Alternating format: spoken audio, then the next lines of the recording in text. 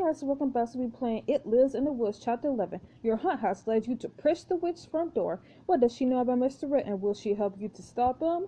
It's time, people. Pritch the Witch, you better get down. Help us. You and your friends stand frozen in front of an old wooden shack, face to face with a snarling, mossy creature with burning eyes. Oh no. No. Nobody move. We can't just stand here. We got to do something. Do what? That thing is huge. Behind the creature court, Pritchard, also known as Pritch the Witch, glares at you with arms crossed. Well, you punks are going to explain what you're doing here in the middle of the damn night? Or are we doing this the hard way? Is the hard way getting eaten by your creepy skeleton monster? Probably. Don't be simple. Ugly thing ain't even got a stomach. He'll just chew you up and spit you out somewhere. Somewhere off my property. Super. We finally have a lead, and now her creepy pet's gonna kill us. Can we scatter? It can't kill all of us, right? Let's get out of here. If she could control that monster, she's probably in league with him. Him? What nonsense are you up? Oh, hell. She whistles sharply, and the monster creature backs down. It's you, isn't it? You're the idiots who went and woke up Redfield. See? See, we had done all of that. We wouldn't be in this trouble. So you do know about him. Please, we're sorry for trespassing, but we need your help. We're kind of desperate, actually. Any information you have about Redfield's history or his powers would be incredibly helpful. History? How do you want better than that? I'm gonna tell you how to lock that bastard away for good. Woo! That's what I'm talking about. It lives in the woods, it lives in the woods. It lives in the woods, it lives in the woods. It lives in the woods, it lives in the woods. Chapter 11, you again. Oh, she got a nice place, I guess. You all follow Cora into her house. Dark shelves line the walls, neatly packed with strange stones, dusty tomes, bottle of herbs and skulls. Oh, this is interesting. I want this house to be my house. Don't touch anything. Lucas grimaces, examining a jar with some kind of preserved organ floating inside. Fine by me. Cora pours several cups from a cast iron teapot and hands you one. You sniff the cup, wriggling your nose at the bitter aroma. Is this Earl Grey? This looks like some kind of princely tea house to you? I mean, well, drink your damn tea or give it to the dog. I don't care. Cora eats to a well-worn armchair. A creature settles to the floor beside her like a faithful hound. You better stay over there. Silas stretches as you sip the tea. You look around at your friends, who all stare back at you unsure. Finally, Louie speaks.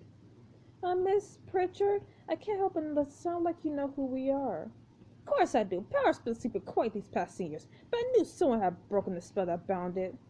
If that's true, why didn't you come find us? Yeah, why wait till we came to you? Because the power knows me, boy. I only survived this long because I know how to hide from it. How'd you finally find me anyway? We found this at the library. You pull Cora's picture book out of your bag.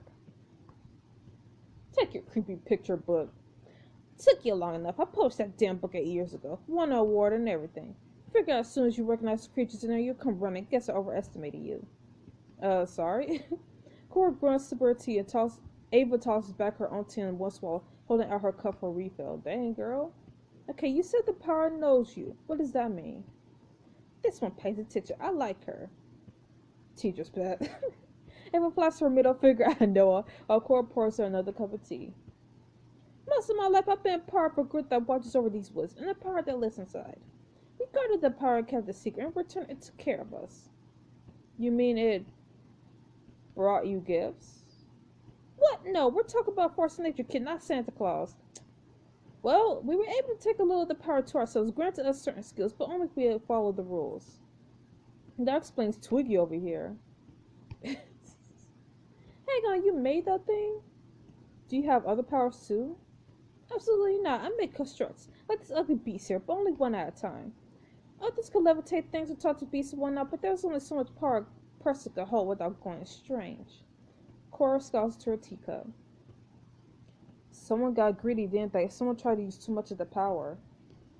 Idiot. We tell him what will happen. He saw the shadows wandering the woods at night, left leftovers from other greedy idiots. But no, he thought he knew better than us. Now look at him, fused with the power of not a scrap of humanity left. You shudder, rolling the still tender bruise on your wrist, where Redfield grabs you. Cora watches you until one eyebrow raised. Looks like things are worse than I thought. We got to move quickly. She heaves herself out of her chair, starts bustling around the room, taking down jars of bunches of herbs. Someone find a jar of powdered bloodstone, and you put those goblets on the table. Oh, these? Nora retrieves a pair of ordinary goblets from a nearby case and sets them on the low table. Pretty. Cora shoos you aside and starts mixing various powders and herbs into the two goblets. Okay, I get that we're moving quickly here, but can you maybe pump the brakes for a second? How are we going to stop Redfield? Yeah, I'd like to know what exactly we're getting into. What's the plan? Will you be assisting us? What does it look like I'm doing? Making a casserole? Cora adds a pinch of ash to each goblet, then starts scribbling furiously on a notepad. I could tell you how to bind Redfield, but you're going to have to go into the woods and perform the spells yourselves. What? But we can't. I mean, how are we supposed to do that? We're not witches or whatever. Speak for yourself. You might not have powers, but Cora's right. We have to do this ourselves. But why does it always have to be us? It's because this is our fault. We're connected to some Cora's super Hulk. Don't say that. I mean, it is technically our fault. We're the ones who set Mr. Red free, so we're the ones who have to make it right. But we were just kids. We didn't know what we were doing. It's not fair. Well, girl, life isn't fair. No, but it's right. You look at each of your friends in turn, and one by one they nod agreement. Kids, always so damn dramatic. Look, it has to be you, because that's the only way the spell will work. Oh, really? Of course. I'd do this all myself if I could. You're probably going to screw it up. The power's true strength comes from the connection it forges with its followers. Both sides are bound by the rules of riches they agree upon. After the incident, the few of us who weren't bloody smears on the ground figured out a way to exploit that connection. She finally tears the page free from her notepad and hands it to you. With this spell, we sealed that bastard inside the old meeting house. A meeting house? Wait, those creepy ruins? How old are you? None of your damn business. You take the paper, scanning Cora's crumpled handwriting. This is it? We just follow these instructions? Seems a little anticlimactic. You did hear the part where we have to go back into the woods, right? Where I assume Redfield will try to stop us? That's right. Once he sees what you're doing, he'll do everything he can to interrupt the spell. You're going to have to... Hey, you dropped that. I said drop it. You jump following Cora's accusing finger to where her pet creature's chewing on his own leg bone. Stupid thing. All the arcane powers in this world can make a brain in that half-rotted skull of yours. Don't suppose you like to take this damn ugly beast with you. All he's doing is chewing up my nice furniture. Yes we will like. Redfield will probably send telling these creatures after us. It'd be nice to have a monster on our side for once. Recruit, of course, a monster creature, and he'll defend you in the battle ahead. You even get to name him. Don't worry, he won't be living in your shed. That's a good thing. Because we don't want him going after our, Russell. And I'm not thinking, honestly, that thing kind of freaks me out. Hey, don't be mean. Suit yourself. Cora grabs a plastic lighter from the kitchen and tosses it to you. Then she hands the two goblets to Noah. Don't spill those. There's a clearing with the big stub in the middle, about a mile in a row. You know it? Yeah, that's where we found our friend Dan. That's where you do the ritual tonight. Tonight? We can't wait until tomorrow? Girl! Life waits for nobody. Because Redfield's got to be inside the clearing for the spell to travel, which won't happen if it's full of sunshine. Got it. But before we go, there's something I wanted to ask about our friends in the hospital. The dirt mouse, what happened to your face? I mean, I am curious, but... Our friends in the hospital, I am curious about them too. Our friend Santa Tom Redfield got some. They've been unconscious in the hospital for days. There are others too. If we manage to bind Redfield, will they wake up? The power does feed us people sometimes, assuming their life force until they're just empty shells. If you do the spell right, that connection will be broken. Your friend should recover in time. One more reason to win this thing. Now, unless you have any other silly questions, time for you to go. There's work to be done. Also, you hug yourself against the chill wind as you and your friends make your way up Cora's garden. This is it then. We're really going in to face him. At least we'll all be together this time. Yep. Everyone ready to go? As ready as I'll ever be. Creeping moonlight ritual to save the town from evil. I was born ready for this. Hell yeah, let's kick some monsters in the face! Not yet. First, there's one stop we need to make.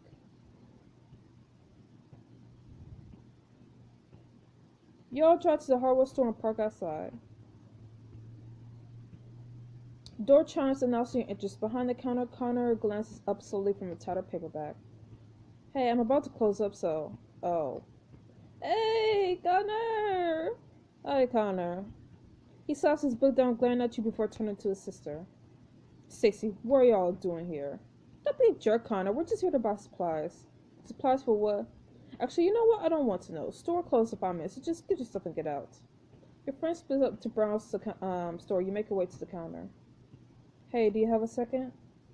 But the person who told me everything was fine while some kind of deranged murder was on a little sure. Why wouldn't I? Look, Connor, I want to apologize. I can explain. Get off your high horse. Don't apologize. You're right. I should have told you what was happening sooner. Yeah, you should have. Well, in my defense, if I had said, hey, Connor, we're being stalked by a shuttle monster, would you have believed me? Probably not, right? So that's still your story, huh? Connor lets out frustration, start rubbing his eyes. Look, I have to close this soon. You should just get whatever you came for, unless...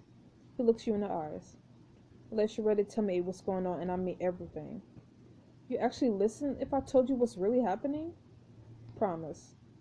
Well, to tell Connor the truth, it will help you make amends and boost your North score. Yeah. I'll explain later. This is just, it's not the right time. Yeah, okay. You step away from the counter and join Noah and Andy in the nearby aisle. How's it going? Andy's having way too much fun with this. Hey man, I'm just trying to live out my cheesy action movie dreams here. Don't ruin it for me. Andy's eyes suddenly light up. He sets down a jar of nails and turns to you both, grinning. You know what? I just realized this is going to be over tomorrow. Yeah, assuming we all don't die. No, that's what I mean. Fist of Thunder 6 comes out next summer, and there's no way I'm definitely missing that. So we're definitely going to win. Alright, what? I'm serious. What are you guys looking forward to? What have you been waiting for so long, for so hard it proves we're going to live? Then I haven't had much to look forward to lately. It must be something. What about homecoming? I'm probably not going. It seems kind of pointless all day, doesn't it? I mean, you could go with friends. And I'm really not in a good place for that date, I mean. And it reaches over, squeezing Noah's shoulder. That's cool, dude. If it's not the right time, then it's not the right time. You shouldn't let that stop you from joining homecoming, though. We can all go together. Dude, let's all over the limo. I've always wanted to do that. That sounds fun. I'll think about it. How about you, Riley? Gonna ask him to homecoming? You know I would. You take a look around the store and your eyes settle on Connor, Lucas, Stacy, Ava, and Andy. Or I could just be all like, I'm going by myself. But I want to ask Andy though. Noah smirks, making his way out the aisle, leaving you and Andy alone.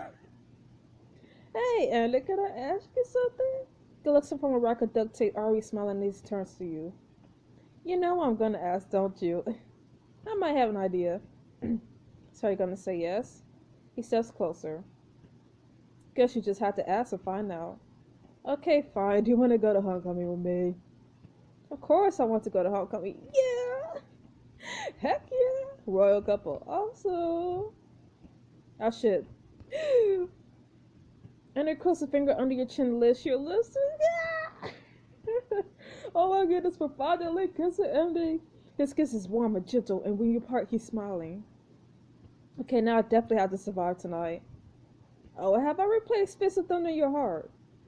Well, hey, let's not get carried away. You give him a playful punch in the arm, then go back to browsing the store. Eventually, you find Noah staring at a display of power tools. So, you gonna buy anything? I'm not sure. What kind of weapon do you use against an army of undead plant monsters? I mean, that probably. Noah points to the wall behind you where a now in stock sign hangs next to the pole saw. I forgot about this thing. You take the pole saw out the wall and examine it. It feels good in your hands, really good. What is it? I think Connor said called a pole saw. I'll tell you what it is. Ava comes around the counter practically bouncing. It's a chainsaw on a stick. Please tell me you're gonna buy it. I mean, you could buy it. You should totally get it. Thing will tear those plant monsters like they're nothing. Way better than my web idea. I was just gonna grab one of these big sticks I saw in the parking lot. Wanted to buy the pole so it'll help you against Mr. Red minions and show up in your inventory. Nah, we'll just stick with the stick.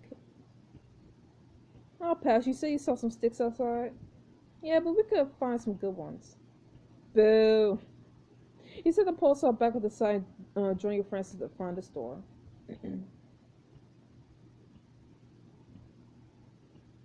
Yeah.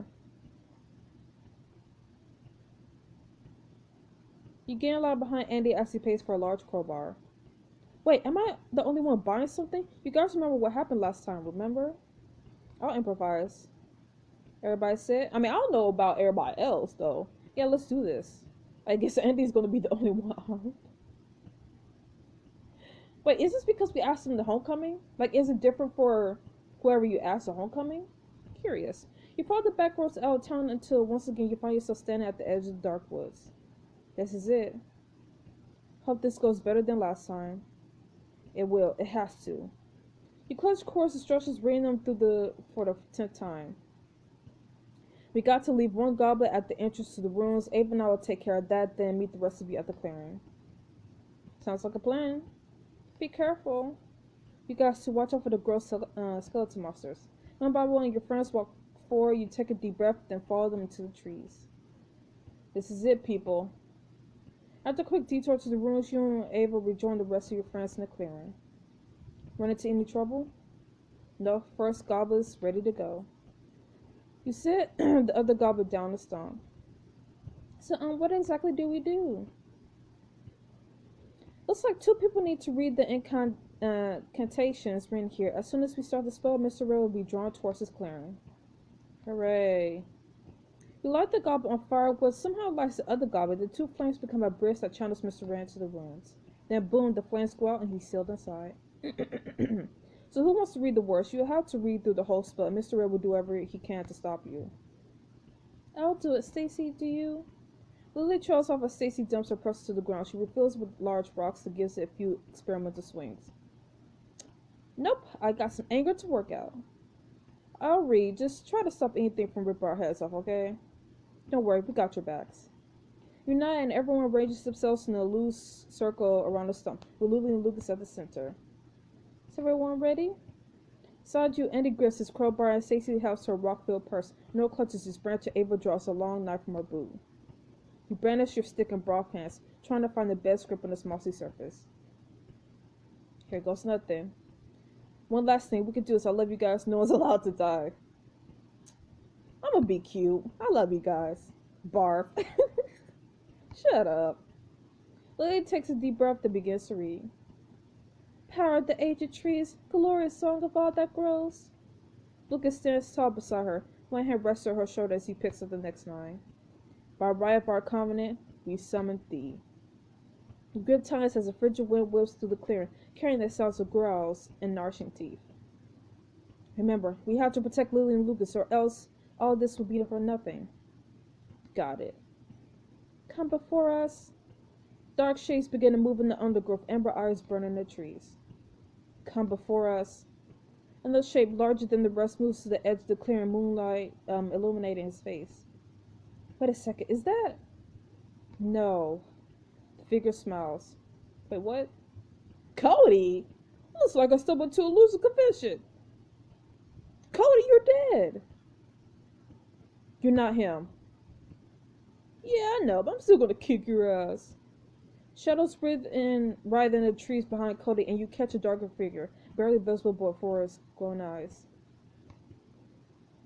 Remember when I said at Brett's party how I was gonna make you pay for all your smart-ass remarks? You were the first to me out that time. And this time I brought some friends too. The bushes all around you explode, a startling wave of skeleton monsters charging towards you. Here they come! You drop into a ready crouch as three of the creatures charge towards you. To your right, Andy holds his crowbar ready to swing. I've got the middle one. Riley, you got the left. Stacey gets the right. Okay. I got the left, bro. Got it. Let's go. I'll attack the left. I knew I was going to have to remember that. Yeah! Yeah, bitch, yeah! You break your stick down the creature's skull with all your might, cracking it in half. Andy caves into the skull of the central creature. Stacy swings her press like a mace, taking another's head clean off. Whoa, did you see that? Whoa, woo! We got your triple threat right here. Through the chaos, Lillian Lucas' voice rang clear, strong, reading from core spell. Power of the earth and stone, fierce wind and rushing creek. By rights of our covenant, we bid thee listen. Heed our words. Heed our word. Look out! Two creatures managed to dodge around Noah, headed for Lucas and Lily. I don't think I can reach both of them in time. Shoot. I have to pick! No! No! No! Dang it, no! No! No! I'm gonna save Lily, though. Look before you smash your stick against the creature's spine, snapping it. Someone save Lucas, though. It collapses in a heap at Lily's feet, eyes burning out. Thanks for the save, Riley. It quickly turned to Lucas just in time to see the other creature's jaws clamp down his arm. No! Lucas! Together, you and Lily managed to pry the creature's jaws open. You shove it aside and Lily smashed his head with the rock. Are you okay? You're bleeding. Probably gonna need stitches, but I'll live. Come on, we gotta finish the spell. Could use some help over here. You spread to the other side of the clearing where Noah struggles to hold the thrasher creature while Ava slashes at it with her knife. Damn it, Noah, hold it still. I'm trying it. Ah. The creature slips out on Noah's gas, looking for Ava. Oh, fuck. That's how the creature get Ava out of the way. Dang it.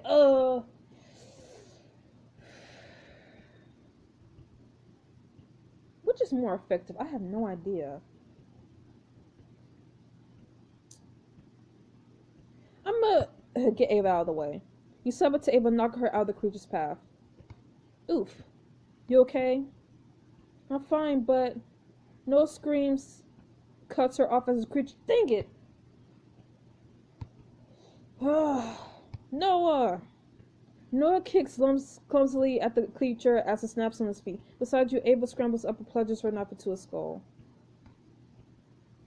No, are you okay? It's fine. Chewed up my ankle a little. Nothing major. As your friends continue to struggle against the skeletal creatures, you hear slow, sarcastic applause from the clearing's edge. Damn, not bad, Riley. Maybe your nerves are tougher than I give you credit for. Behind Cody, Redfield sees hovering just outside the boundary of the clearing.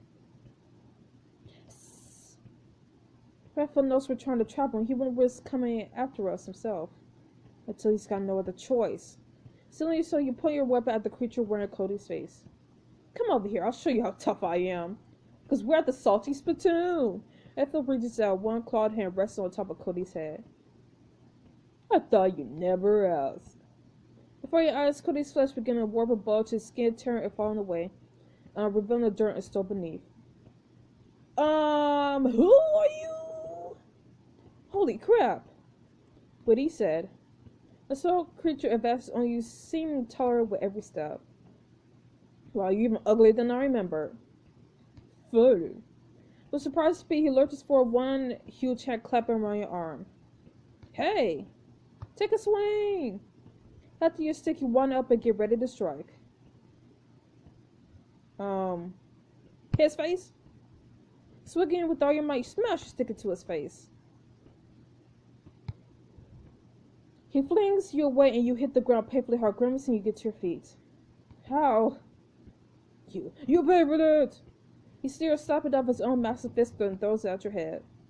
Whoa! Smashed! I don't know! Ugh! Your stick connects with the cluck of earth with the loud crack, dirt and pebbles spray all around. That all you got? The creature shakes his injured arm and the sun begins to grow back. What? No fair. The storm creature flexes his new hand, sneering at you. I owe you bruises, Riley, some broken bones. Riley! Back off, creep! Your friend's trying to run to you, but the vine creature surges forward, forcing him to keep fighting. He can heal whenever I hurt him, but there's got to be some way to pull him down for good. That's when you see it, hitting him on the rocks that dot the creature's chest. Oh, I see it. The wound on his chest, it looks just like... The stone what we have. I know what I have to do. He rushed forward and...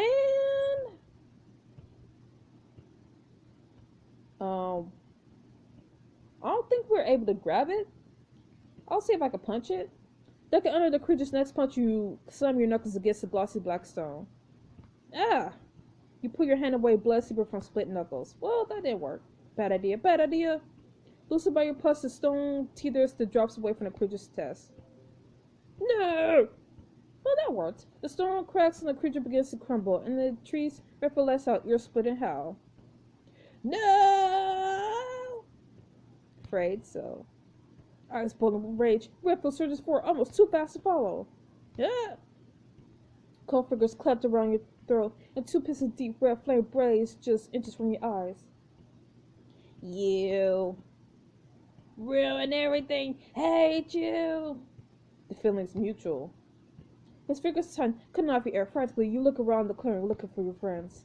Andy's crowbar strikes out to the left and right, leaving a trail of broken enemies in his wake. That's right. This is what you get for messing with the king. Nearby, Stacy dodges and twirls between attacking creatures, her purse a shimmering blur as it slams through skulls. Woo! You picked on the wrong cheerleader. On the other side of the clearing, Ava and Noah brandish their weapons at another group of snarly beasts. We're screwed. We gotta get out of here. It's not supposed to end like this. Redfield's grip tightens, beginning to burn against your skin. You feel your strength begin being drained out of you. Are you scared, Riley? I'm not scared. Ha! Redfield throws you to the ground and then floats unhurriedly towards Lucas and Lily. Lucas cringes away, voice trembling as he continues to read the words of the spell. Power, power, flame and shadows, keeper of the darkest secrets. Lily stares defiantly at Redfield, shouted the spell into his face. By the rights of our covenant, we bind thee. No. You drag yourself forward, feeling in your pocket. Trouble us no more. Your aching fingers find the lighter just as you reach the stumble string and you flick the striker, igniting a tiny flame. Trouble us no more. No. Redfield descends on you, howling, colossal stress. Too late. You chuck the flame to the inside of the goblet, and the line of blue flowers shoots out from the center, shrieking towards the ruins. No! Redfield's body thins and stretches, like ink pouring down the drain, but the seconds he's vanished entirely into the flames. All around, skeletal creatures fall to the ground, the lights in their eyes winking out. We did it. Trembling, you get to your feet as the flames inside the goblet flare high, then vanish. Wait, it worked? It will appear so. Are we sure? Is he actually? Ava walks over, retrieving Cora's goblet. One way to find out. A short walk later, you cautiously step into the familiar clearing. It's so peaceful. Yeah, I guess. Ava walks right up to the ruins, quickly snatching up Cora's goblet before backing away again. I could definitely feel something in there, and it's pissed. Can you blame him? Who wanted to spend eternity trapped in that crappy place? Hey, this could be a trick. How do we know the spell did what it was supposed to? You stare at the old ruins, remembering the first time you ever saw them. Well, what is this place? No, but watch this. Jane scoops up a pebble tossed at the house. You looked out carefully to pick up a small pebble. You tested. You toss your pebble at the house, it sails straight over the threshold that stops in mid-air. No way! The pebble hangs in the air for a moment, then drops straight down. Your knees buckle and you sink to the ground. Tears well up your eyes as you start to laugh. It's over! Your friend still beside you, pull into a warm embrace. What the hell do we do next? Sleep. Stacey laughs, squeezing you tighter. Seriously, next comes the most important thing of all. Stacey teased. No, dummy, homecoming. Okay. Oh, this is a fun chapter. Oh, we're all alive. So I guess homecoming is next, and I don't know. I mean, are we seriously going to get like a full chapter of just fun?